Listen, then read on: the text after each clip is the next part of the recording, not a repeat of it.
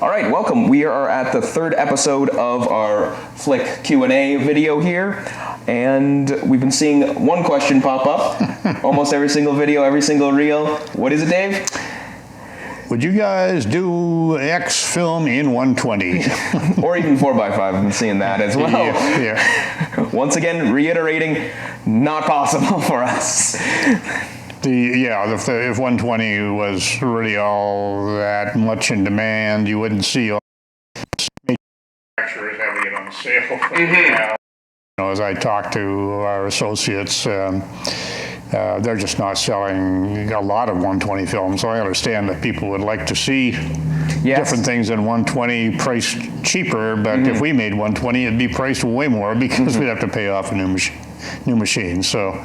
Nope, we're not doing 120. Nope, 120, not possible for us. A question that you got emailed to you was, can you take film through an airport x-ray? Personally, I've never gone through an airport with film before. I haven't been traveling much since COVID. Yeah. But so can you take film through an airport x-ray? You can. Really modern film, no, modern x-ray, it's not a film, but modern airport x-ray really won't affect the film much unless you've got very high ISO film, so the 800 or the P3200 or whatever that is around can affect it. Most airport people are pretty good about it. If you just want them to hand inspect the film, just warn them in advance. They're usually pretty good, unless you bump into a jerk. But and it's not too uncommon for that to be asked. It's not like they completely won't have any clue. Like they know that is something that people want to hand search, I imagine. Yeah, they're getting it more and more. Certainly. So if you could put it through the X-ray, if it's like 100, 200, 400, you're probably going to be fine. Because in the old days, the airport X-rays are fairly intense, but you think those workers should be wearing lead aprons or something. But no, just worker safety and modern technology. The X-ray is not as intense as it used to be. So that's good. Next question, and this is a fun one, and I think I asked you when I first met you, is when will you make your own film? Like, just make your own film, right? How hard could that be? How hard could that be? The last coating line that Kodak built in 93 or 95 cost them $1.3 billion then. That'd be what's about that inflation? $3 and change billion in today's dollars. But on top of that, they still had cumulative engineering experience. A lot of the people that were around in 1995 are not available. So a lot of that cumulative engineering information is lost. So I doubt that anybody will make a new coating line unless film use grows by a factor of 20, 30, 40, and that's including movies and such. That's where the big movies and the evening news used to be shot on film. So that's not happening anymore. Nope. So we will not be making our own film anytime soon. So. No, you don't have a spare $3 billion lying around? Yeah, we're just ever so slightly shy of that. So no, unfortunately, we cannot make our own film. And how many people make their own film in the world?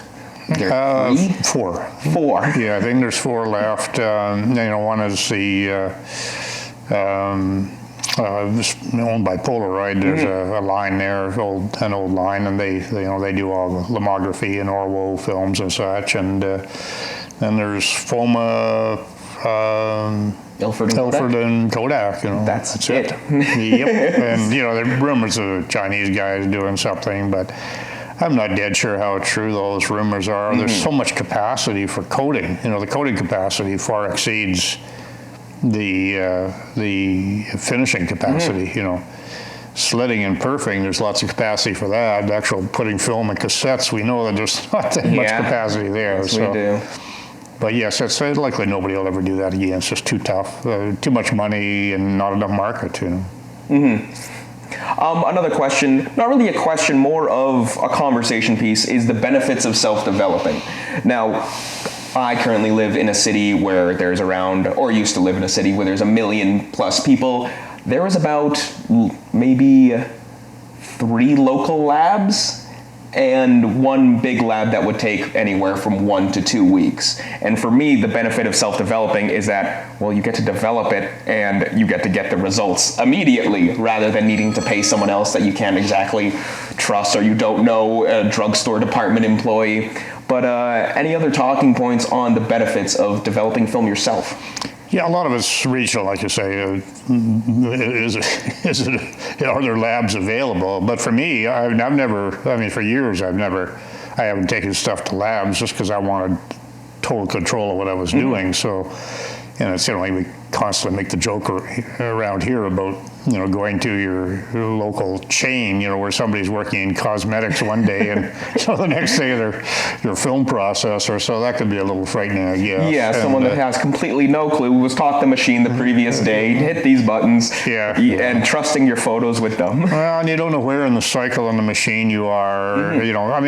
The big private labs are great. There's lots of awesome big private labs, but the chain labs can be a little dodgy because there's no way that there's control. You don't have that, that person that's been running that machine for 20 years sitting there, doing their thing. You've got who knows who. So there's that, but to me, it's just the control on what you're doing. Obviously, it's cheaper to do. Yep, of course. But here it takes less time to develop the film than it does to drive to a lab.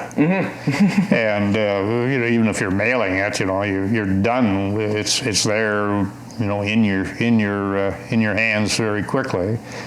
And then as far as scanning goes, I'm a huge proponent of DSLR scanning, as you well know. Yeah.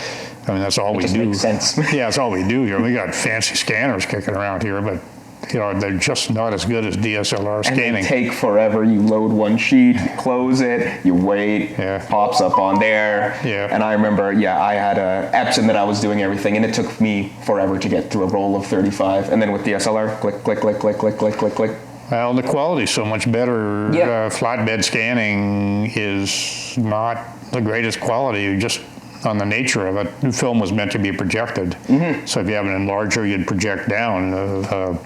You shoot it with a camera, you project back to the sensor, even though it's kind of virtual, But the virtual effective size of a sensor on a full-frame camera is, still pretty big.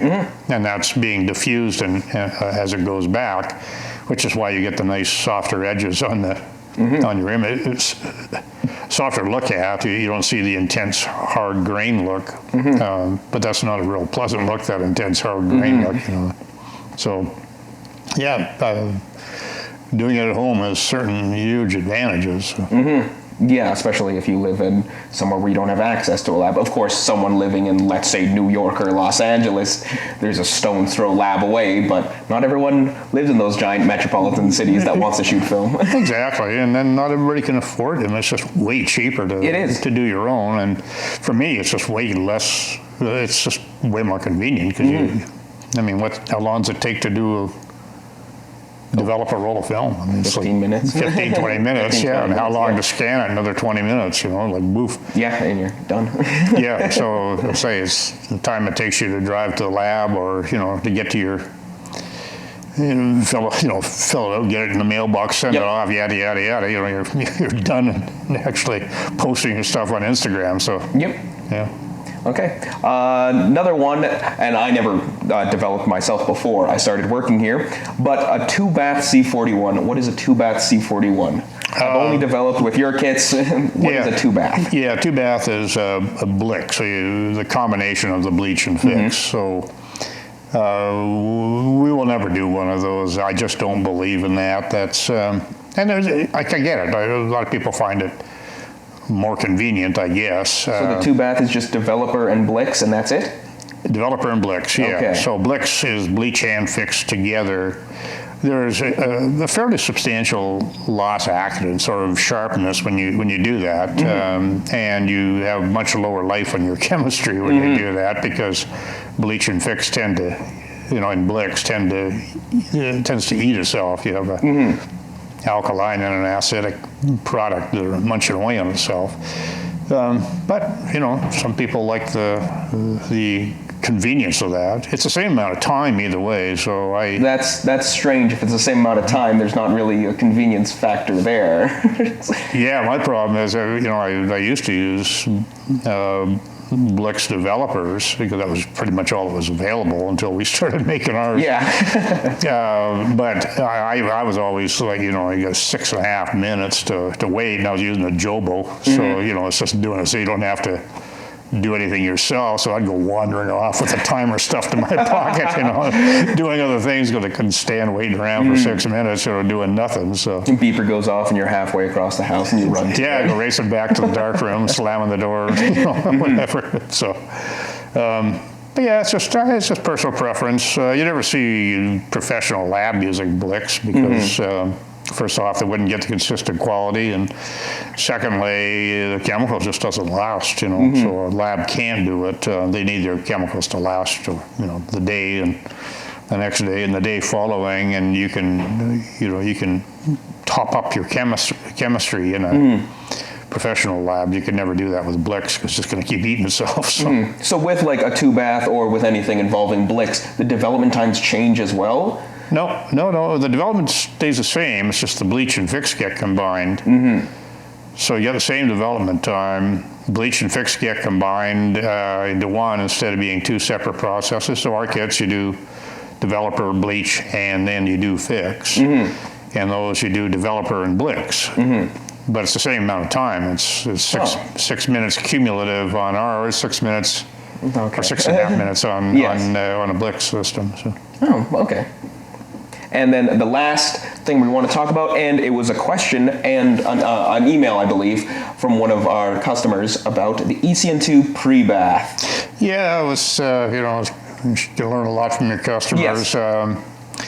Fellow emailed me saying, would you ever sell your pre-bath separate from your kits and for ECN2? And I got back to him and I said, well, I'm not a big believer in doing vision film or the cinema film in C41 as cross-processing. Because that's the main purpose of why people would want this product separately, correct? Yeah. So I said, I'm not a real big proponent of that, and you get much better, you get better sharpness, you got much better color rendition. They're not doing Hollywood films in C41, they're doing them in ECN2 because prefer to have people's complexion come out the way it should rather than green. Yeah. But the guy got back to me and said, yeah, I can't afford to carry 2 developers. And that's a good point. No, that's a very good point. And I thought, yeah, you're right. You like the film, you're willing to spend the time in Lightroom to change the white balance because you do get a 300-degree shift in white balance, and it's a little trickier than that. But he's willing to do that, and I thought, oh, what the heck, he's right. He can't afford that. He still wants your wonderful film, vision film. So, that was the question asked, and the answer was, we launched last week. We launched separate pre-bath. So there you go. So sometimes those questions, not the 120. No, not 120. Can't make 120. You can ask as many times you want. We're not going to do it. Can't make 120. Can't make 4x5. We're not doing that. But other stuff, yeah, we can respond for sure. So. Yeah, and that was a concern that we didn't really even sort of think about too much, and was like, oh yeah, that does make sense. It would be hard for someone to justify a whole ECN2 kit and use it to its full capacity. Right. Like not everyone shoots as much cinema film, and cinema film is some of the cheapest and most affordable and best color film out there on the market. It is the best film in the world, in my opinion. Done in ECN2, I don't think you can touch it. Even in C41, it's still awesome film. Yeah, you still get great. Look at Cinestill sold. Over the years, have sold bucketloads of it, and that's done at C41. So, very clearly people like the results. For me, the maximum results are ECN2 finish, but, you can get too caught up, I think, in trying to just always provide the best possible Yes. results when, the market says, hey, yeah, but, But this. I don't, I mean, if you don't have that, means you got to shoot 16 rolls of film for Yeah, that's a lot. And let's say you shoot every single type of film. Let's say you shoot slide film, black and white, color, and then you're going to need to add another one. Yeah. It's difficult for some people. So, and you would have to accumulate until you had enough, which means you go out and shoot something and you've lost the moment by the time you go to develop it. You go, what the heck was this film Yeah, I don't from? remember any of this. I've had lots of those moments trying to accumulate, but it's like, what is this? When did I shoot this? I don't remember this. So, anyway, pre-bath is out there on the market. Yeah, it's out there on the market thanks to you guys asking a question. So don't ever be afraid. Ask us any questions except for, of course, 120. Yeah. We cannot make it. We cannot make 4x5. But ask away in the comments below. Email Dave Marshall at Flic Film, anything, and we'd love to hear what you guys would like out of Flic Film or hear any suggestions you guys have for any of our products. But until next time, see you guys. Thank you.